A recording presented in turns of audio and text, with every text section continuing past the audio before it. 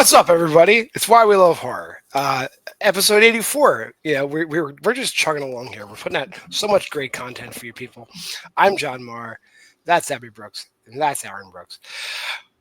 It's I think we finally did it, guys.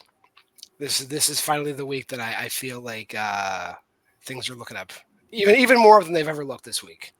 So, But how are you feeling? I think we're feeling great.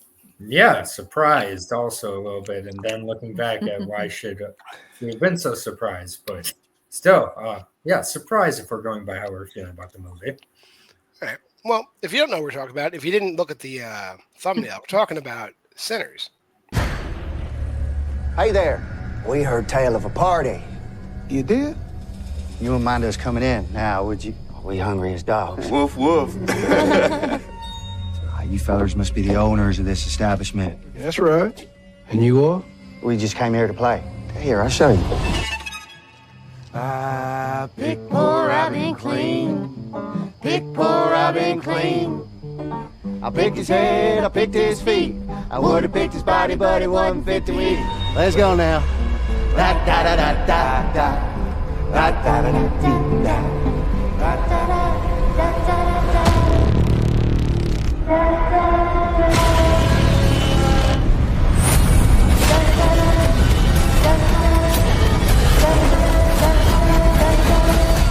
gonna kill every last one of you. Sinners. New trailer coming soon. Whatever, that's what I picked. Sinners, and I've said this a lot, maybe not on this channel, but like people who have met me know, Sinners has just reinforced, like, one of my life goals is to just hold Jack O'Connell and find out who hurt him. I just want to know, like, what makes Jack O'Connell tick. But what are your initial thoughts about this fucking incredible movie, Sinners? Go ahead. Yeah, I'll go first, I guess. Like going into the movie, like I was very excited, probably because of the hype of like the week of people seeing it, and like maybe the couple weeks leading up to like it started to build a little bit. But I don't think this even made my top 10 most anticipated list. If it did, it was very low. I think we all forgot it. Yeah. So like as it just approached, it was just like, you know, how is it going to be this good? Which is a tough thing to go into a movie with. And we kind of talked about with the Monkey review, you know, kind of working against the movie in some ways. These are very different movies, but yeah, I thought this was a great movie. Reminded me of some other vampire movies at times, for sure. Definitely had some of the tropes, but I feel like the way that Ryan Coogler weaved in kind of the societal and thematic elements of it without it getting lost in the woods at any point with it was kind of masterful work. And it's like two movies in one, similar to Dusk Till Dawn, but in a very different way, with it being a period piece and like crazy vampire war flick by the end of it. So yeah, I really, really liked it. I think it's one of the best movies of the year. Yeah, I'm excited to hear your guys' thoughts. Abby?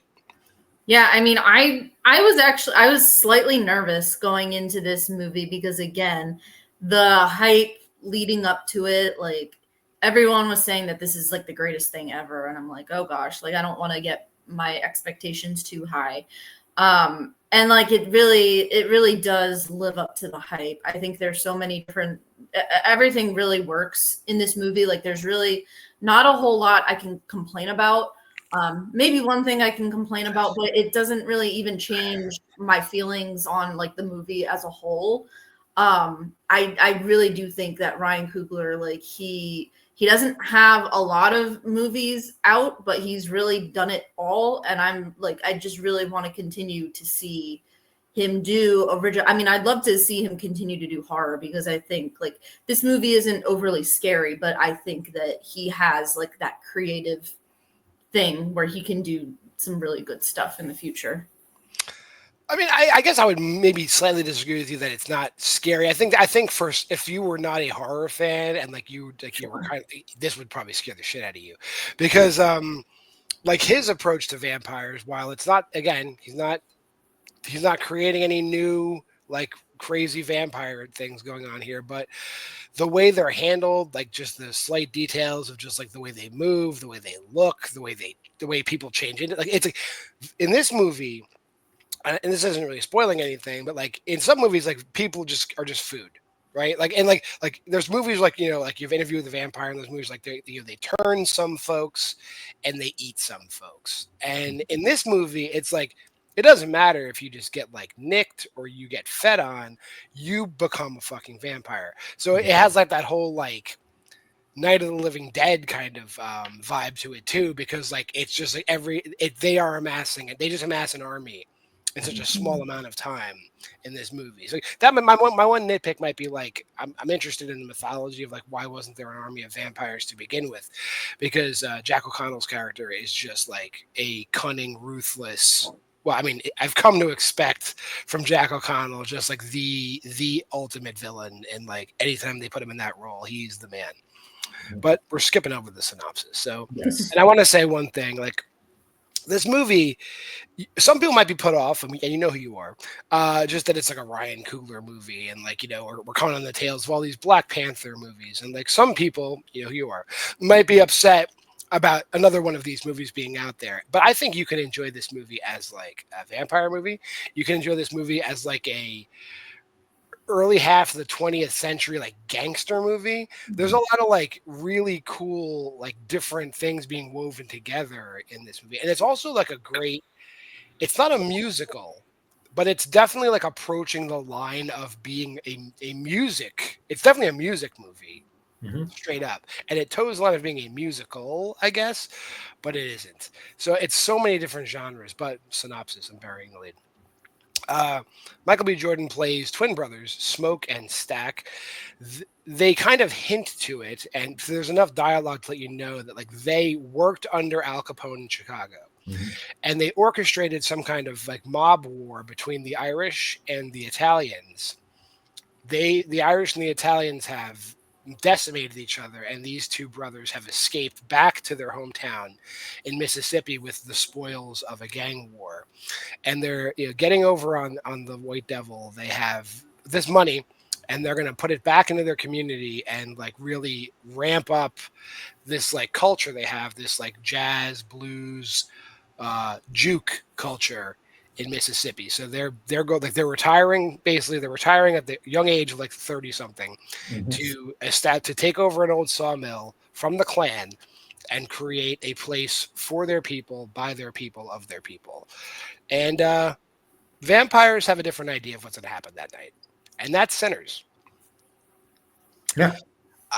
Let's just go down. What's something that you loved about it, Aaron?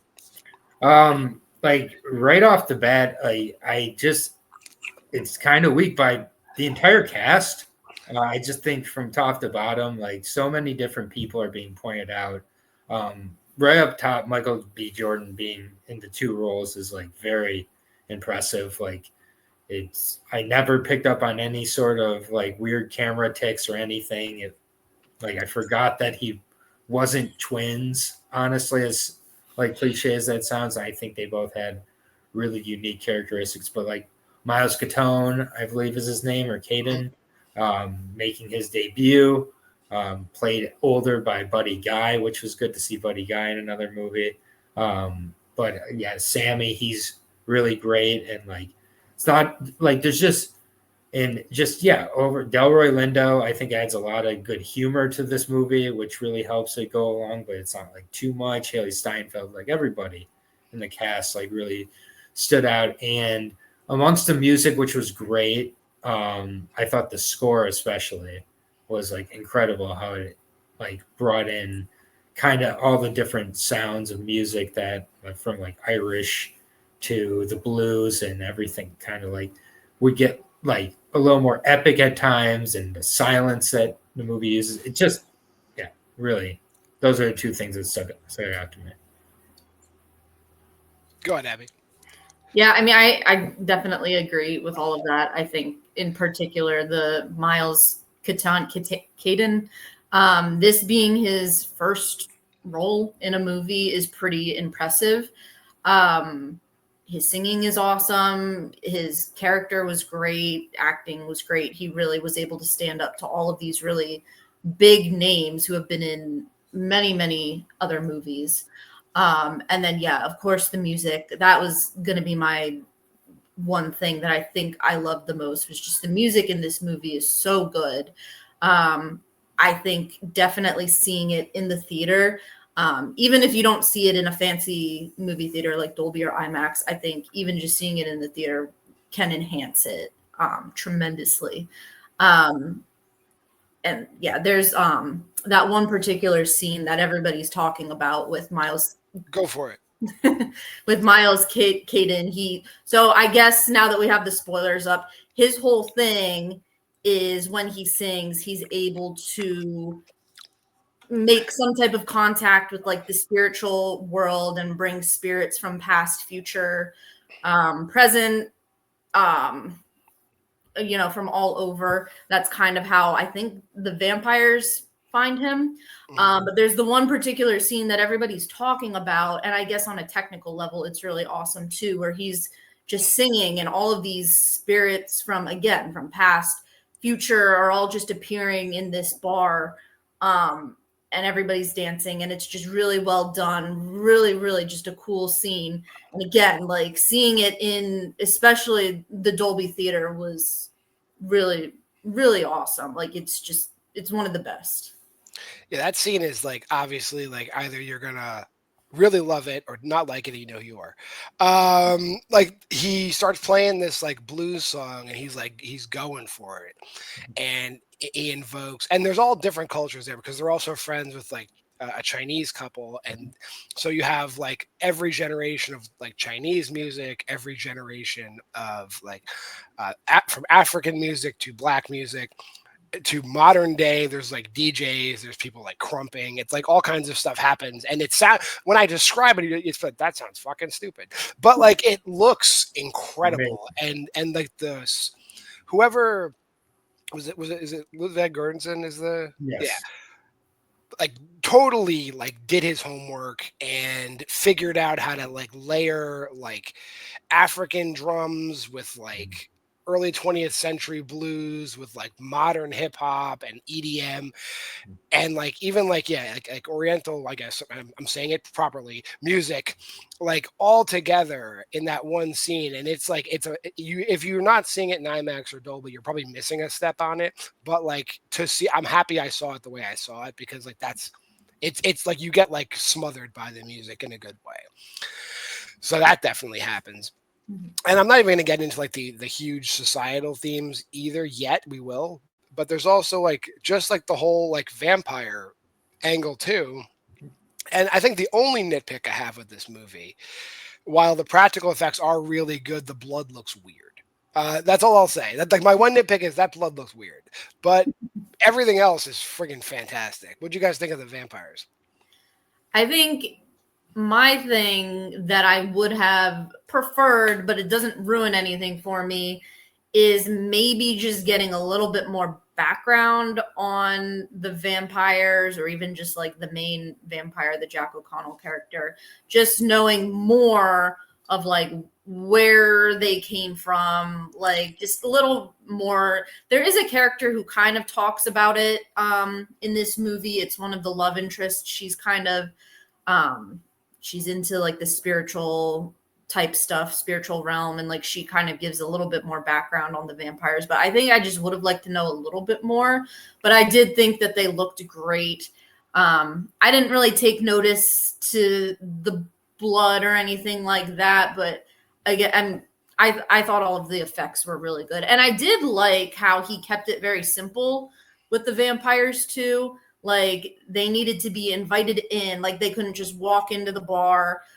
There's a scene where they're all like eating garlic, or having like keep them away with this, and like the stakes through the heart. Like they kept it very simple and didn't try and do anything like new and weird and fancy and like, oh, they can only be killed this way or something like that. Yeah, I'd say the whole scene, like there's lots of like homages, I guess. The garlic scene is the blood test scene from The Thing. It is. It's like it's exactly what it is. It has all the same beats. However, none of them None of them are vampires. It's all done for like dramatic and then comedic effect with Perline and Delroy Lindo's character. And I will say, like, I do think you mentioned Annie Wonmi Musaku's character, who's like great. I don't know if anybody's seen His House or her work in Loki. She's fantastic as well. And they don't come out and like say she's like some kind of voodoo priestess, but she's clearly like a spiritualist. Like she's an expert on everything, and she has like a shop where she like sells herbs to people and stuff like that. So she's clearly just another great character. And I will say, we kind of danced around it. This movie made me relook at Haley Steinfeld too, as like, wow, she could really, she could do it. She's not just some like bubblegum like pop princess like in all these stupid movies. She can kill it too. Yeah, for sure. Yeah.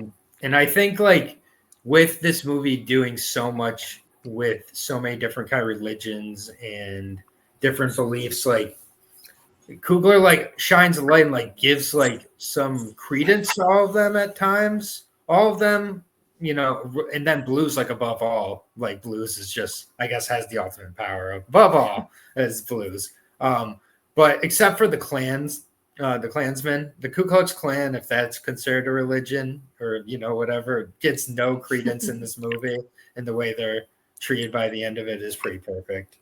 For Yes, making too. So I appreciate all that. There's the whole standoff with the vampires, but we're not done because the Klan has to have their say, and the Klan also attacked the building, which is also just great. That like the surviving brother, I believe Smoke is the one who survives. Yes. Smoke is the one who isn't turned into a vampire, Right. and he also is a war veteran, clearly like a World War I veteran, and he has tons of toys from his time as being a soldier. And the Klan shows up with their trucks and their shotguns, and they are no match for machine guns and grenades as he lays waste like probably like a dozen Klansmen. Just forget another great scene. Yes. And I think we can get into it. Like, it's a Ryan Coogler film, and like we weren't going to escape like the societal message. And like honestly, like I feel like it is a preaching movie, but I never felt preached at. I think is the best way to put it. Like there's a clear message, and you are going to get hit over the head with it, but you should not feel like you're being like talked down to it all, because it's done extremely well.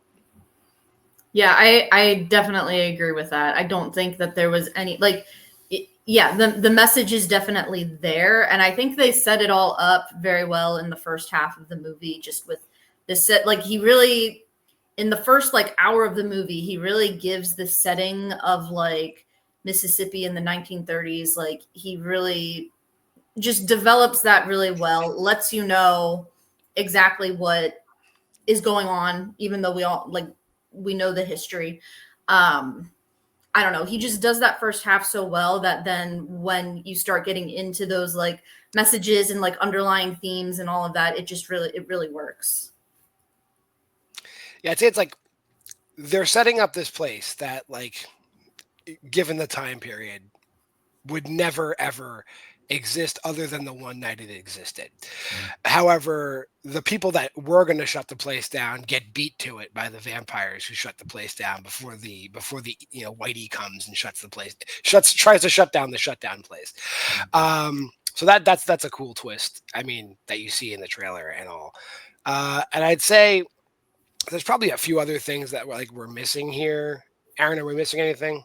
Yeah, I mean, there's a lot that I feel like we're missing, and like that's part of what I'm kind of looking forward to as I watch this movie more, because like it was a Ryan Coogler joint, like, and I was prepared for there to be messages, but I think a lot of them are a lot more covert with this movie, where you have to see it a second, third time probably to really get everything that was going at it. But ultimately, I think the aspect with Sammy and his father, and then Smoke and Stack and their fathers, I think that was a really interesting theme through the movie, because by the end of it, when Sammy was raised by a quote unquote good man, a religious father figure who was moral and everything like that, he didn't have the same excuse as Smoke and Stack did, being raised by like a piece of shit type of thing.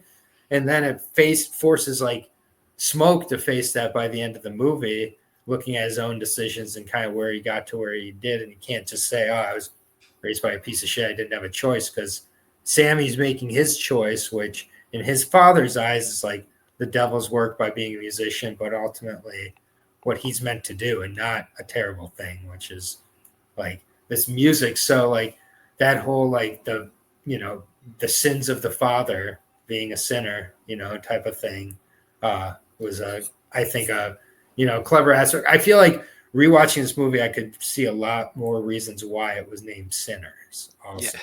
There's also like this message, and it is kind of covert. One of the covert messages I picked up on is like, even though Smoke and Stack have this huge, like, ill-gotten gains windfall, like fucking over the Chicago mobs, they come back with all this money, and all the money they have still isn't enough to like raise their community out of poverty, because people are showing up to the juke joint and they're paying for drinks with like not legal tender. It's like the underclass. They have like the red money that like isn't real money. It's just money that's used in their community, and like they're not turning anybody away.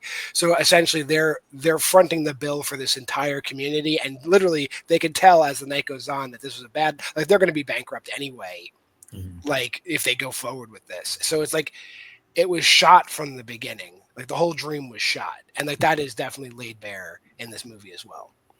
Yeah. Yeah, but yeah, and you're 100% right, Aaron. I think watching it again, I'm going to pick up on more and more stuff. It's just a bunch of overlaid tragedies just done, but it doesn't feel tragic at the end, because the ending scene with like Buddy Guy is like pretty beautiful, I'd say too.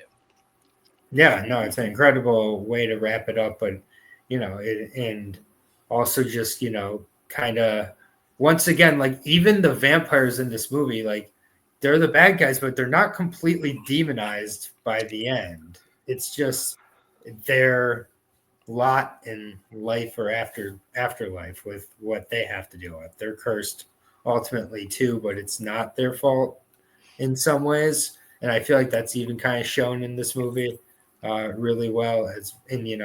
Of course, like the end when they're offering to like turn Sammy, he's like, hell no, I've seen enough shit. Yeah. It's just, really like life affirming kind of message to end the movie on. All right. And believe me, just watch Sinners. You'll have your own discussions amongst yourselves when you watch it. But let's get to our ratings here. I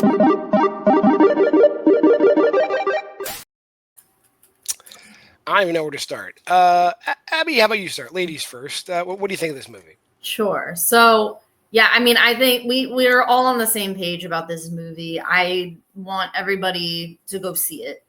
I think it, especially in the theater, again, like it just really enhances it.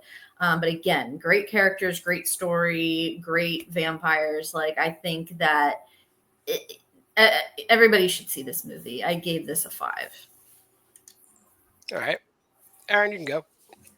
Yeah, this is gonna be in all of our top 10s, probably our top 5s by the end of the year. This is fantastic. I look forward to seeing it again. I would love to see it in theaters again if I could. We'll see. There's a lot of good stuff coming out right now. But yeah, the music, the cast, everything. 5. Yeah, guys, listen. We waited. It is the end of April, and we got our first like solid 5. It's like I had some movies that I liked before this, but this is the bar now. Like you have to beat Sinners, and that's a really, really, really, really tough task. This movie is like with minor like douchebag nitpicks by me. It's a 5-star movie, like 100%. Yeah. Well, you know what comes next? Like we do every week, we're still doing, and we are going to do for the rest of our lives, the Why We Love Horror Challenge.